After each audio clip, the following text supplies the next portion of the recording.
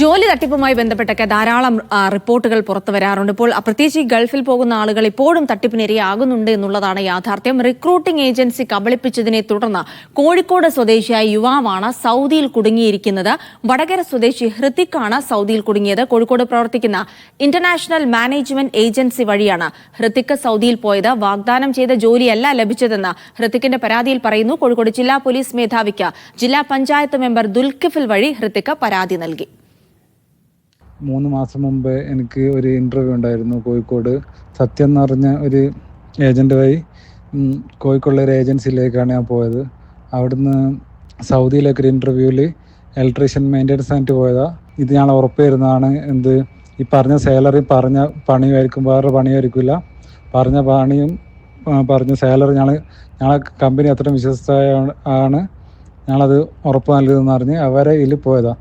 അവിടെ 1 ലക്ഷം ആദ്യം ഒരു 30,000 അയച്ച് ടിക്കറ്റിൻ്റെ വേണം എന്തെല്ലോ സ്റ്റാമ്പിങ് അങ്ങനെ ആയിട്ട് 30,000 അയച്ച്, പിന്നെ 60 വേണമെന്നിട്ട് പിന്നെ 60 അയച്ച്.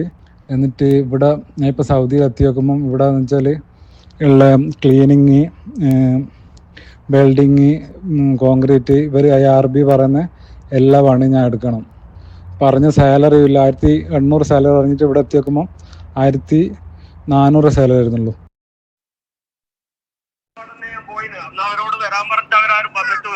വന്നിട്ടില്ല. നിങ്ങൾ 1 ലക്ഷം നിങ്ങളുടെ അടുത്ത് തന്നിട്ടില്ല. നിങ്ങൾ അതിന്റെ ഒരു ഇത് കാര്യങ്ങൾ അതെല്ലാം ഓഫീസിൽ പറയുന്നുണ്ട്. നിങ്ങളെ എല്ലാ പ്രശ്നങ്ങളും ഞാൻ അപ്പൊ പറയുന്നുണ്ട്.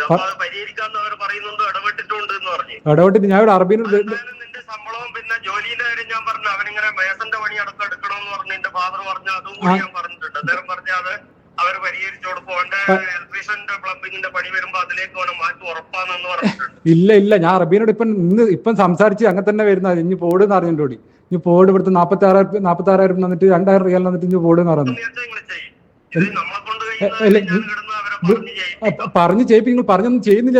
ഇവർ വാങ്ങിച്ച് നിങ്ങൾ ഏജന്റോട് എന്നോട് പറഞ്ഞാൽ അറബി പറഞ്ഞാൽ ഏജന്റിനോട് സംസാരിച്ചോ. ഏജൻസിൻ്റെയോട് ഞാൻ 1,400 പറഞ്ഞിട്ടില്ല, 1,800 ഞാൻ പറഞ്ഞിട്ടില്ല. നിങ്ങളെ ഏജൻസി പറ്റിച്ചെന്ന് അറിഞ്ഞ് അവരോട് ഒരു ഞാളെ വിസേന്റെ പൈസ ഒരു പൈസ ഇവർ കമ്പനി തന്നെ കൊടുത്ത് അയ്യോ വിസേന്റെ പൈസ ഞങ്ങൾക്ക് വന്നിട്ട് നിങ്ങൾ വേണം പോടുന്ന് പറഞ്ഞു. വിസേന്റെ പൈസ മറ്റേ പൈസ നിങ്ങൾ വാങ്ങിയത് 1 ലക്ഷം.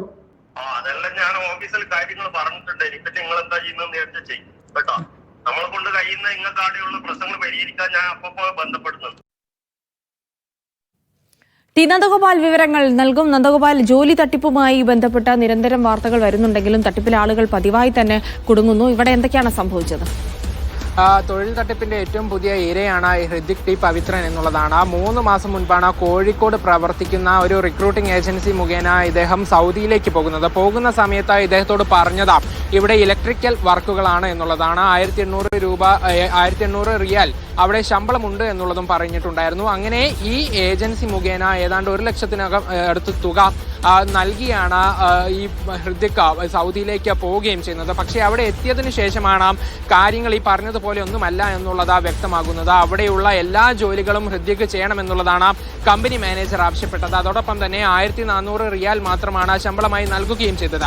ഉടൻ തന്നെ താൻ നേരിടുന്ന പ്രശ്നം ചൂണ്ടിക്കാട്ടിക്കൊണ്ട് ഹൃതിക് ഏജൻസിയെ വിളിച്ചെങ്കിലും ഏജൻസി പൂർണ്ണമായും കൈയൊഴിയുന്ന നിലപാടുകളാണ് സ്വീകരിച്ചത്. അല്പസമയം മുൻപ് നമ്മൾ ആ ഓഡിയോ കേട്ടതാണ്. അതിൽ ഏജൻസിയുമായി ഹൃതിക് സംസാരിക്കുമ്പോൾ തങ്ങൾക്ക് എന്താണ് തോന്നുന്നത് അത് ചെയ്തോളൂ എന്നുള്ളതാണ് ഏജൻസി പറയുന്നത്. തങ്ങൾക്ക് മറ്റൊരു ഉത്തരവാദിത്വം ഈ കാര്യത്തിൽ ഇല്ല എന്നുള്ളൊരു നിലപാടിലാണ് ഏജൻസി സംസാരിക്കുകയും ചെയ്തിട്ടുള്ളത്. ഇതോടുകൂടി വലിയ പ്രതിസന്ധിയിലാണ്. സൗദിയിൽ കുടുങ്ങിക്കിടക്കുകയാണ് 25 വയസ്സുള്ള യുവാവ്. കൂടുതൽ തുക നൽകിയാൽ മാത്രമേ ഈ തിരികെ നാട്ടിലേക്ക് വിടുകയുള്ളൂ എന്നുള്ളതാണ് കമ്പനി പറയുന്നത്. അതായത് ജോലിക്ക് അവിടെ എത്തിയപ്പോൾ ഹൃതികിന്റെ പാസ്പോർട്ട് ഈ കമ്പനി വാങ്ങി വെച്ചിട്ടുണ്ടായിരുന്നു.